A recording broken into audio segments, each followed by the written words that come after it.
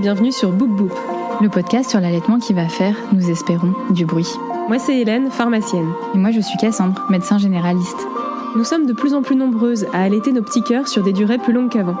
Si toi aussi, tu t'es embarqué dans cette aventure, si tu souhaites allaiter ou aider une personne qui allaite ou voudrait allaiter, ce podcast est fait pour toi. Tu y trouveras des conseils pratiques, des partages d'expériences, des témoignages, des séances de sophrologie, de relaxation ou encore de la rééducation du périnée. Oui, à écouter lors des tétés ou pas, le tout à travers notre regard de maman et de professionnels de santé. Nous avons créé ce podcast comme le podcast que nous aurions aimé écouter pendant une tétée, pour allaiter en toute sérénité, bien informé. Bonne écoute, c'est l'heure de la tétée. Alors, comment tu t'appelles ? Georgia. Ok. Est-ce que tu te rappelles quand tu étais un tout petit bébé ? Oui. Tu te rappelles ce que tu buvais quand tu étais un bébé ? Oui. C'était quoi ? La tétée. C'est vrai ? Oui.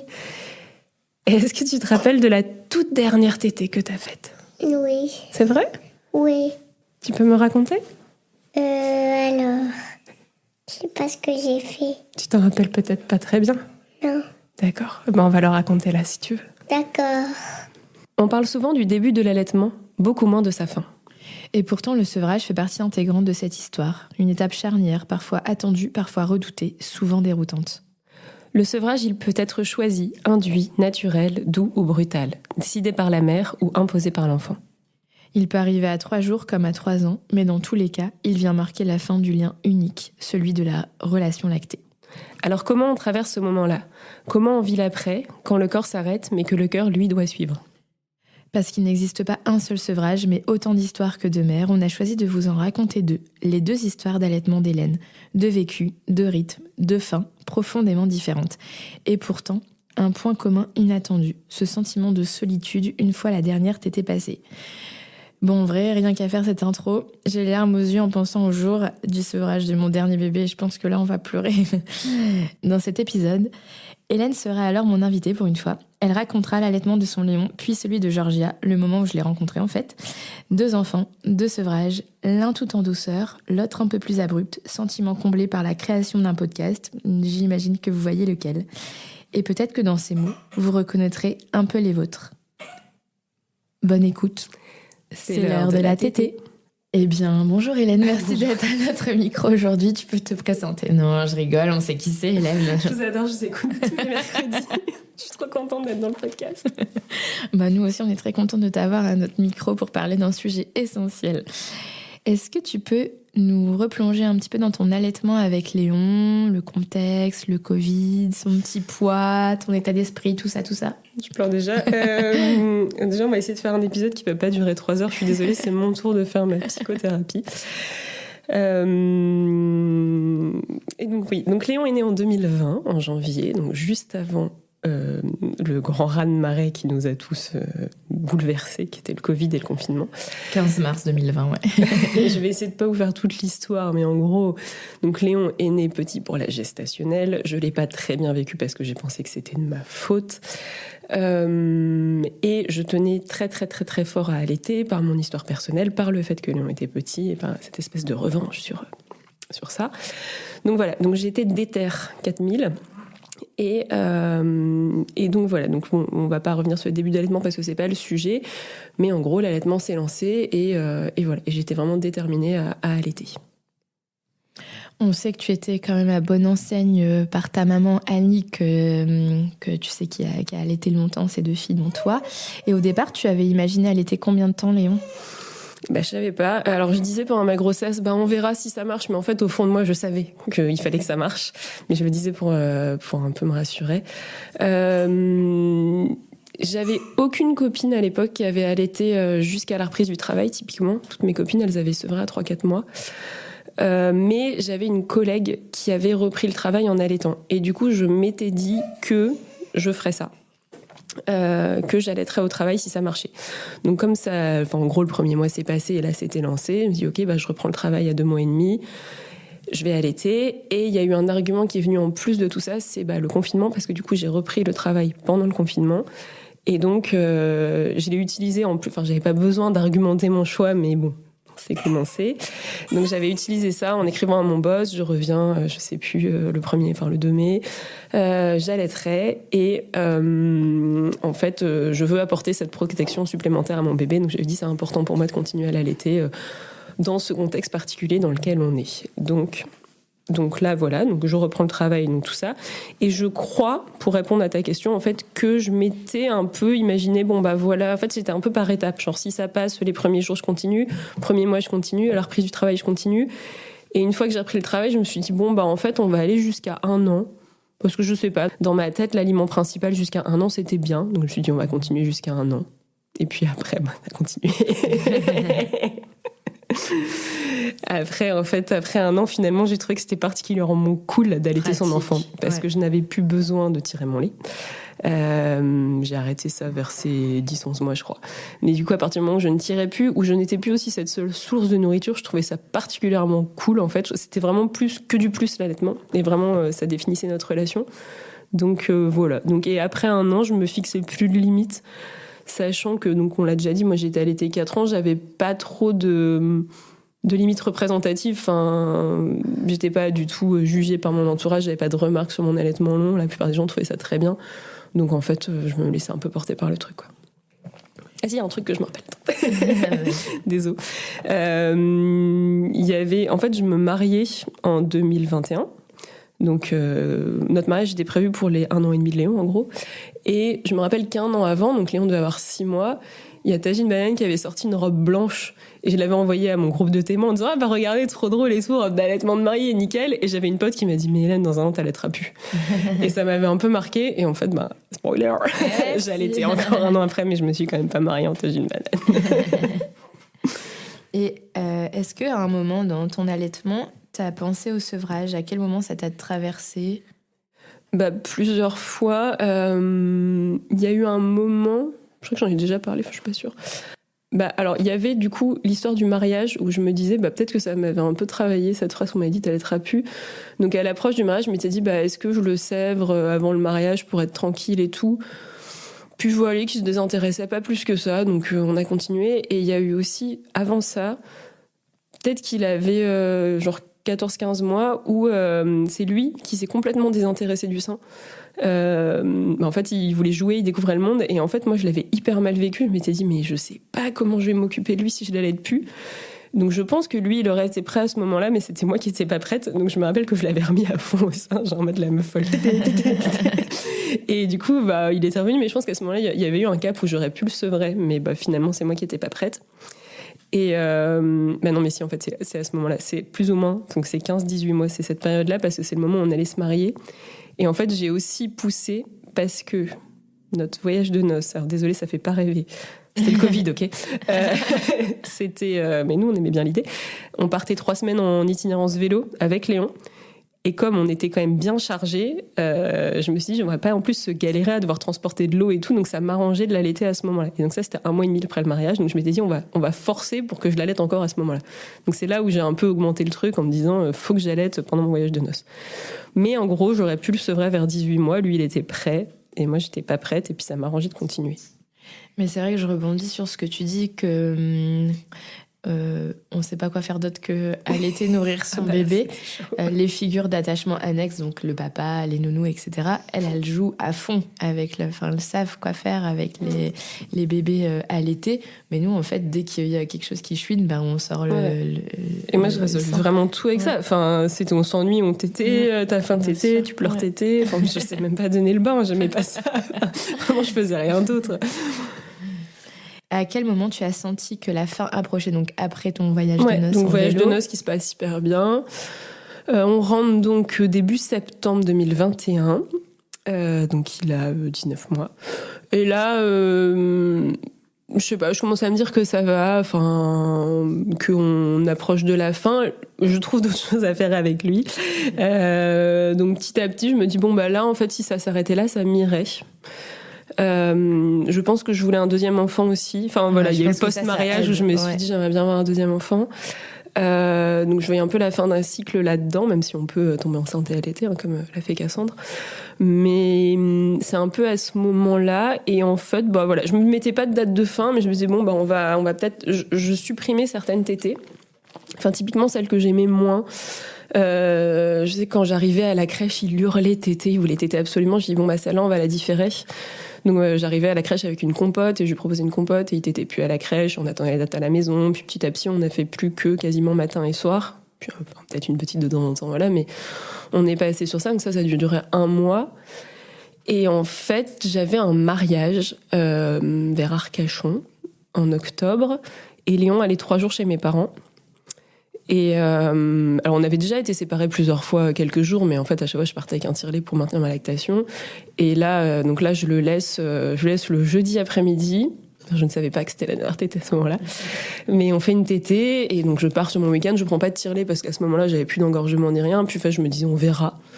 Et en fait, quand je suis rentrée le dimanche, il a plus jamais demandé. Donc, en fait, c'était fini. Mais en fait, ça m'allait. Donc, sur le coup, tu te dis, si j'avais su que c'était la dernière, voilà. Ouais, okay. Et en même temps, je m'y attendais. Mais voilà. Du coup, et en fait, je crois il a jamais réclamé derrière, contrairement à sa sœur après. Mais lui, il en a plus trop jamais reparlé. Quand Georgia est arrivée, il a voulu regoûter le lait, mais pas à la source dans un verre, quoi. Mais sinon. Franchement, c'était un sevrage hyper cool parce que j'ai l'impression que ça nous convenait à tous les deux, qu'on est passé à autre chose et voilà. Même si petit Milk Blues après, que j'ai identifié vachement plus tard finalement. Mais en fait, du coup, je me suis rappelé en préparant cet épisode qu'au mois de novembre, j'étais hyper mal. Et j'avais mis... je pleure, je suis désolée. J'avais mis ça sur le dos de... en fait, on venait de se marier. Je sais pas, j'avais l'impression que j'avais plus rien à faire. On était en novembre. On voulait quitter Paris, on n'y arrivait pas. Et donc vraiment, j'étais pas bien.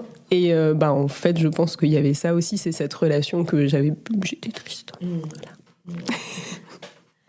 Ça fait même pas 10 minutes et mon chien comme des madeleines, tout va bien. C'est vraiment cool le sevrage en vrai. Non mais en vrai, c'est vrai que pour résumer ça, c'est que on te prépare un tout petit peu à l'allaitement, mais alors au sevrage, pas du tout, encore moins que. Et je pense que c'est ça qui est dur, et c'est de résister aux injonctions, d'allaiter, et ensuite d'arrêter d'allaiter, et là le après, on sait pas quoi en fait. Ouais, mais après, en plus. C'est ça qui était un peu compliqué dans le fait de faire un épisode sur le sevrage, c'est que tu vas pas sevrer de la même façon à 3 jours, à 3 semaines, ou là à 20 mois, ou... Enfin, tu vois, par exemple, physiquement, il n'y avait pas grand-chose à faire dans mon sevrage. Là où, quand tu vas sevrer un bébé de 3 mois, il faut supprimer une tétée à la fois, faire attention à l'engorgement, tout ça. Moi, physiquement, non, mais psychologiquement, oui. Mais peut-être. Je m'attendais pas à ça, en fait. Se prendre du temps pour soi, quand même faire plein de câlins pour avoir un shoot d'ocytocine pour limiter la chute brutale hormonale. En fait, c'est un baby blues décalé, en gros, c'est une grosse chute hormonale. Tu peux perdre tes cheveux aussi. Mais non, vraiment, programme-toi si c'est... un massage, faire du temps pour toi. Donc arrêtez pas en octobre-novembre en vrai, parce qu'en plus il fait vraiment pas beau. C'est prouvé que les dépressions, elles augmentent, les dépressions saisonnières, ça s'appelle. Donc essayez d'allaiter jusqu'au printemps, une petite dernière tétée face à la mer, je sais pas. Mais vraiment, faut quand même s'armer de... Après, encore une fois, vraiment, je me sentais prête et j'ai trouvé ça trop cool la façon dont ça s'est arrêté. C'était doux. Mais après, c'était un tout, le mois de novembre. Comme je l'ai dit, il n'y avait pas que ça. Mais je pense que ça a joué un petit peu, quoi. Et alors, ensuite, il y avait du coup un projet de bébé numéro 2. Ouais, rebondit. Donc en décembre, Benjamin finalement... En fait, il y avait ça aussi, c'est que Benjamin, du coup, à ce moment-là, comme on était un peu entre deux, quitter Paris, tout ça, il m'avait dit on va peut-être attendre de faire un deuxième enfant. Je dis non, je veux allaiter, bordel. Il faut quelque chose auquel me rattacher. J'aime pas mon boulot. Il faut savoir que mon travail à l'époque, ça consistait quand même à faire des tests antigéniques à longueur de journée. C'était horrible. Bref. Donc voilà. Donc finalement, on se décide à faire un deuxième enfant. Et dans ces cas-là, beaucoup de planètes s'alignent puisque donc ça, on décide en décembre de faire un deuxième enfant. Je tombe enceinte en janvier. Je ne le sais pas. Ma mère m'écrit « Ah, il y a le pharmacien du Touquet, il a besoin d'un pharmacien adjoint !» Je passe. je vois mon futur associé qui me dit ah bah oui bah pas de souci, tu veux bosser quand tu veux. Bon, j'ai un petit préavis de 3 mois, mais je lui dis ok. La semaine d'après, j'apprends que je suis enceinte. Bon, bah voilà, c'est pas grave. Donc, on va déménager. Et dans la foulée, Benjamin trouve un taf, sauf que lui, il part la semaine suivante. Ah oui, c'est bon, ouais. Donc, on est en février, je suis enceinte. Mon mari travaille au Touquet. J'habite à Paris avec un enfant qui a 2 ans et demi, même pas, 2 ans. Et donc, voilà. Donc, bah, tout s'aligne. Hein. On va quitter le Touquet, on va avoir un deuxième enfant. On va quitter Paris. Voilà, on va quitter Paris, pardon. On va avoir un deuxième enfant, tout va bien. C'est super. Donc, tout voilà. d'un coup aussi, là, quoi. D'un coup aussi. J'ai pas le temps, comme les deuxièmes grossesses, j'ai pas trop le temps de penser à comment ça se passe. Donc j'ai moins le temps de me focaliser sur le petit poids. Tout ça. Bon, après, elle n'a pas eu le même souci que Léon. Mais voilà, donc je fais mon déménagement toute seule puisque mon mari n'est pas là. Et on arrive en mai au Touquet. Je commence mon nouveau boulot, du coup, enceinte. Je fais toute la saison station balnéaire, les gars. Ouais, je te rencontre juste avant juillet, ton août, congé c'est mat. ça. Ouais, c'était en août. Donc voilà, donc un bit de plus en plus gros, mais franchement, en fait, j'étais tellement contente d'être là que pas du tout la même grossesse au travail que la dernière fois. Et je m'arrête début septembre et j'accouche fin septembre de Gigi. Et là, en fait, la question de l'allaitement se pose même pas parce que entre deux, on l'a pas dit, mais j'ai passé un diplôme universitaire en lactation. J'ai allaité 20 mois mon aîné, donc clairement, voilà, c'était une évidence. Ouais, je vais allaiter, quoi. Ouais. Et pourtant. Et alors, et si tu devais résumer un petit peu ton allaitement avec Gigi, ça serait quoi? Je vais te dire, c'était même pas plus facile au début. Alors, il n'y avait pas les doutes du début, parce que là, je savais que ça allait marcher. Mais ça a plus été psychologiquement les premières semaines où j'étais saoulée. En fait, je me rappelle vraiment d'un sentiment où je me disais, ouais, moi, je peux pas ne pas allaiter avec tout ce que j'ai fait avant. Et en même temps, ça me fait trop chier que ça repose sur moi. Je sais pas, j'étais complètement ambivalente. J'avais un espèce de délire. C'est bon, c'est mon corps, ça me saoule. De toute façon, voilà. Parce que je crois qu'il y a eu une phase où elle avait pas pris beaucoup de poids pendant une semaine. J'étais venue te voir et toi, tu m'as dit, non, ça va aller et tout. Et où j'avais un peu badé en disant, mais c'est bon, on me fait chier que ça marche pas. Et en fait, j'arrête, quoi. Bon, pas jamais arrêté, hein. Mais donc voilà. Passer le premier mois, tout va bien. C'est comme Léon, en fait, hein, ça se passe très bien. Elle est tout le temps au sein, c'est parfait. Je fais pas la même bêtise, je reprends pas le travail à 2 mois et demi. J'avais prévu de m'arrêter. J'avais prévu de m'arrêter 2 ans, j'ai arrêté 10 mois, donc pas du tout ce qui était prévu, mais bon. C'est la vie. Donc voilà, donc je suis tout le temps avec elle. Enfin, franchement, ouais, pour elle, c'était facile. Et c'est mon deuxième. Et à l'époque où je me suis assez vite dit que ce serait le dernier bébé, pareil, je me suis dit, on verra combien de temps ça dure. Mais là, j'avais plus comme Léon des étapes. Je me disais, on allaite et puis on verra bien. Oui, il n'y avait plus de mariage de prévu, il n'y avait plus de limite, plus de reprise du travail tout de suite. Jusqu'au collège. Et à quel moment, du coup, l'idée du sevrage est arrivée? En fait... je sais pas, je me rappelle du coup du sevrage. Ouais, les nuits. Alors, Gigi, contrairement à son frère, au début, elle dormait, puis après, elle dormait plus. Je me rappelle, alors ça, c'est un truc.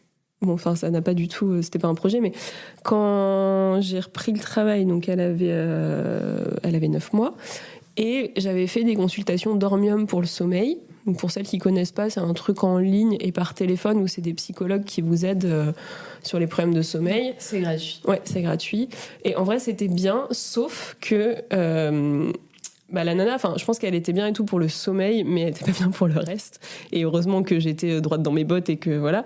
Mais je me rappelle que la nana, donc on parlait du sommeil de J, du fait qu'elle était allaitée, tout ça, et je reprenais le travail. Et elle a dit, ce serait peut-être le moment d'en profiter pour la sevrer. En fait, je t'ai pas du tout posé cette question, meuf. Et ça m'avait un peu choquée. Ouais.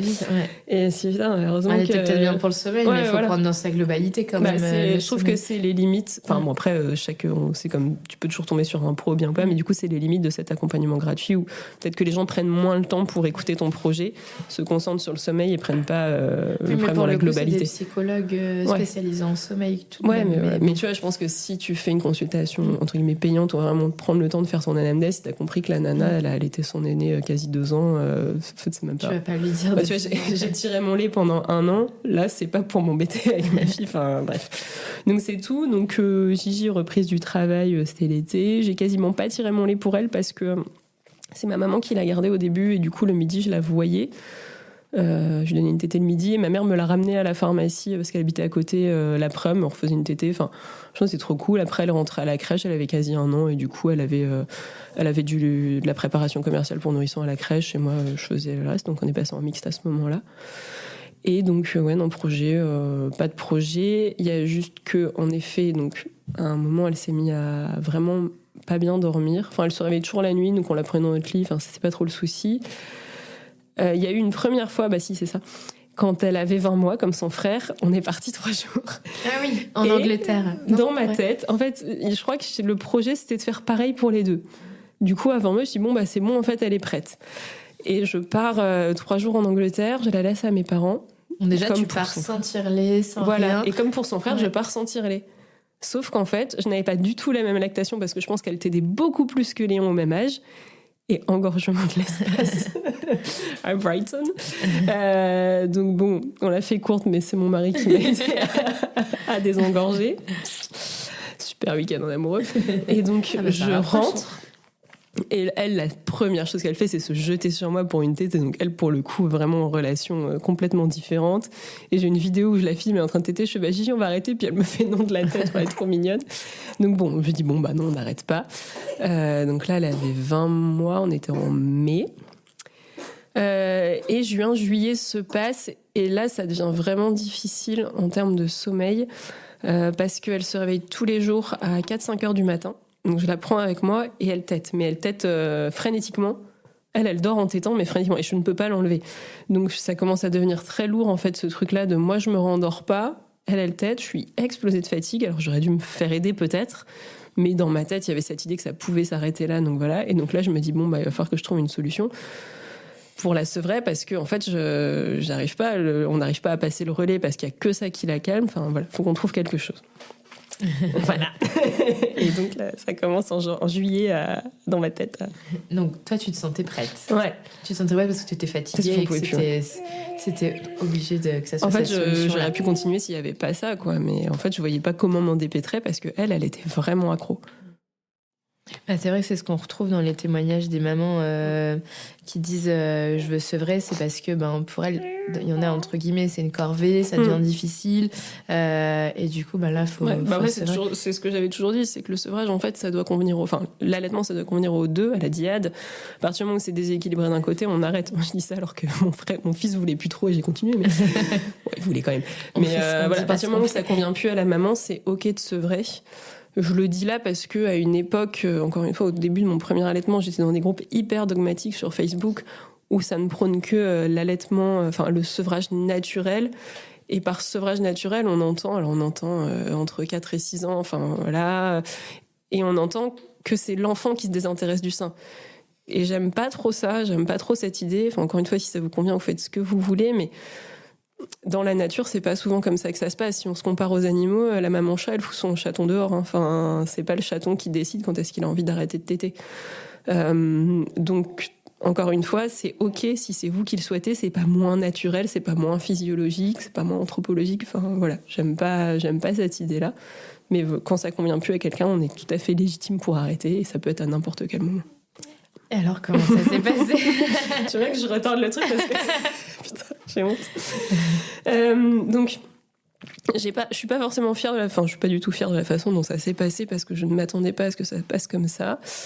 Faut dire aussi qu'elle hurlait tété dans la nuit et que ton mari, il n'arrivait pas à la calmer et que tu reposais sur toi. Et si adorable soit-elle, les nuits étaient compliquées. Ouais, non, c'était vraiment dur. Donc je cherche une solution. Alors j'essaye de lui dire on diffère, on arrête, je la préviens. Donc il y a beaucoup de communication. J'essaie de faire comme son frère en lui proposant autre chose, ça marche pas. Vraiment, il y a que ça. Et ma mère me dit, mais attention, c'est nul. Je crois que c'est ma mère, moi aussi je pense. Parce que donc, ma mère, si vous avez écouté son épisode, elle a travaillé longtemps dans un foyer maternel, donc elle était avec des jeunes mamans mineures, et il y avait parfois des filles d'origine africaine qui disaient que pour arrêter l'allaitement, elle se mettait de la moutarde sur les seins. Voilà, elle me dit. C'est radical. Elle me raconte ça comme ça, mais elle me dit pas fais-le. Hein, mais ouais, je dis, bon, je vais pas mettre de la moutarde. En plus t'es un allergène. Elle était grande, ceci dit. Parce qu'elle avait 22 mois à ce moment-là. Et je me dis, à la limite, je mets un peu de vernis amer à côté de mon téton et on voit. Le vernis amer, c'est ce qu'on met pour pas sucer son pouce ou se ronger les ongles. C'est pas bon. Donc j'en prends à la pharma, je le laisse sur ma table de chevet. Je dis à Gigi, écoute, Georgia, tu sais, le lait de maman, maintenant t'es grande, il est plus bon. Je crois que je lui dis, en fait, le lait du matin, il va plus être bon. Parce que c'est vraiment ça qui me pose problème, c'est cette tétée du matin. Le lait du matin, il va plus être bon, faut plus téter le matin, la nuit, c'est plus possible, voilà. Et je crois qu'avant de me coucher, j'en mets vraiment un tout petit peu, juste sur un sein. Elle se réveille la nuit. Et elle dit tété, et je lui dis non, mais tu sais, je t'ai dit, le lait, il est plus bon, et machin. Elle hurle et tout.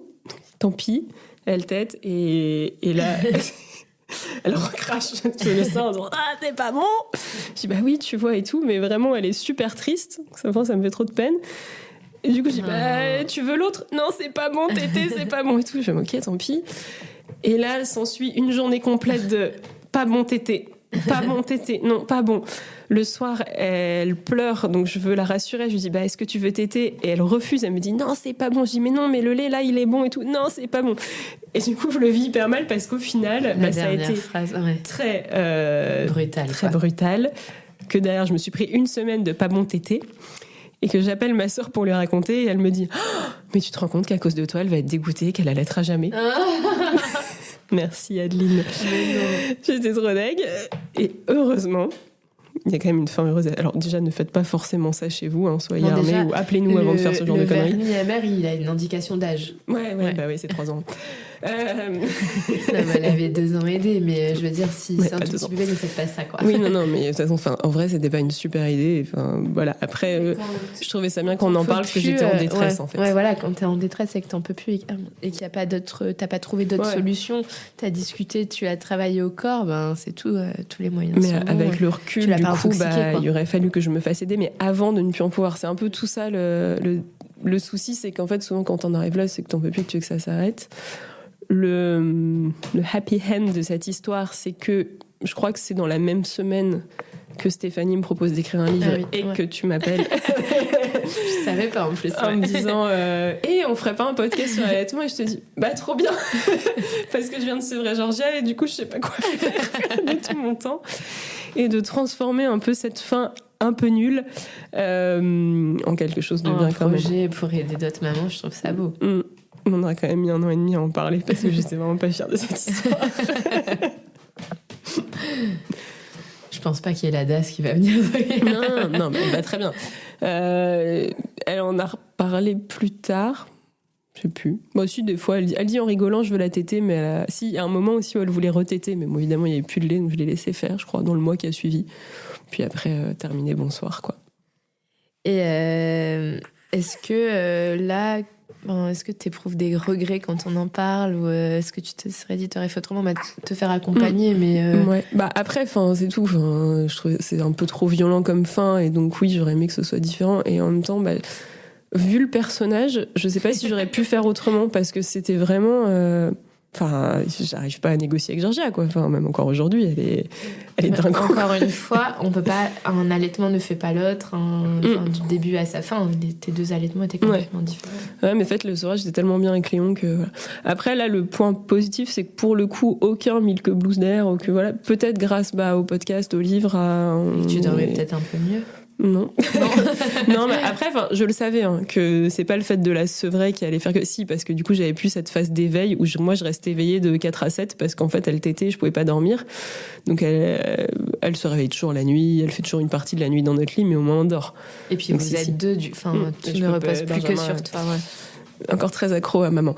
Mais, voilà. Mais, non, après, je me dis que le côté progressif qu'on a eu avec Léon, avec elle, j'ai l'impression que c'était pas possible parce que elle est intense et ouais, j'en serais peut-être encore à l'allaiter aujourd'hui si Si, voilà. Mais bon, à partir du moment, encore une fois, où ça ne convient plus à la mère, et c'est OK, quoi. Ouais. Mais après, quand je vois, quand toi, tu vois, ça se passe avec Simone, bah, je me dis, ça aurait été cool que ce soit ça, mais elles n'ont pas du tout la même personnalité, en fait. Bah, et pour le coup, je ne sais pas du tout comment la sevrer, parce que là, moi, vraiment, ma limite, je pense que c'est l'école. Mais tu vas voir que ça va être le collège. Tu disais le troisième enfant, la limite, l'école. Mais sauf que vu qu'elle voit aimer téter, ça va être compliqué. Et je pourrais pas mettre après, si ça te convient, c'est pas très grave. Ouais. Mais on a demandé, sur Insta, il y a quelqu'un justement qui nous demandait quand est-ce qu'on sait, quand est-ce qu'on doit sevrer. Et je sais plus, il y a une maman qui a dit un truc rigolo. Ah, moi j'avais ce que j'ai retenu, parce que moi, c'est vrai, quand j'y pense, j'ai les larmes aux yeux. C'était quand tu sais, c'est le moment quand tu penses et que tu n'as pas les larmes aux yeux. Et je trouve ça, si t'as le temps, que tout va bien et que t'imagines le sevrage, je pense que ça, c'est bien. Parce que là, moi, quand j'y pense, j'ai encore les larmes aux yeux, tu vois. Donc, je pense que ça, c'est une bonne idée à retenir.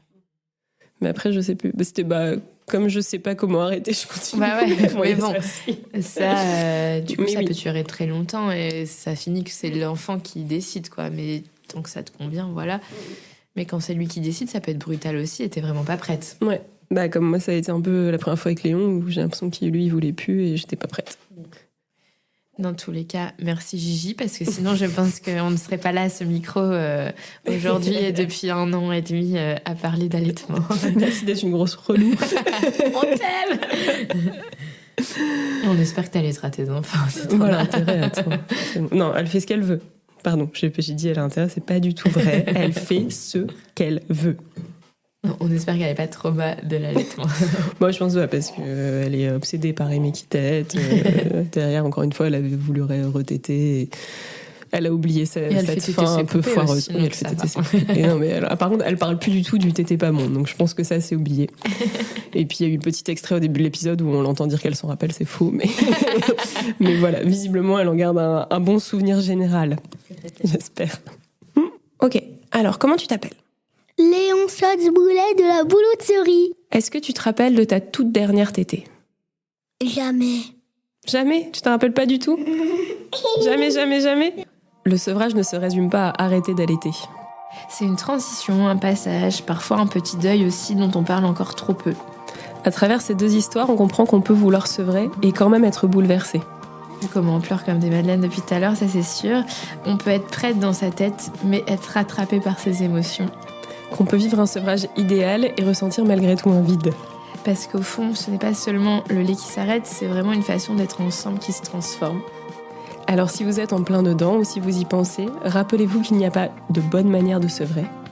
Il y a la vôtre, avec votre histoire, votre bébé et votre timing. Et quoi que vous ressentiez, c'est légitime. Et merci d'avoir écouté cet épisode. On se retrouve très vite avec d'autres épisodes sur le sevrage. C'était l'heure de la tétée. N'hésite pas à noter ou commenter notre podcast et à le partager pour que Bouboub soit écouté par des mamans qui allaitent ou futures mamans qui souhaitent allaiter. Pour pouvoir allaiter en toute sérénité, bien informée.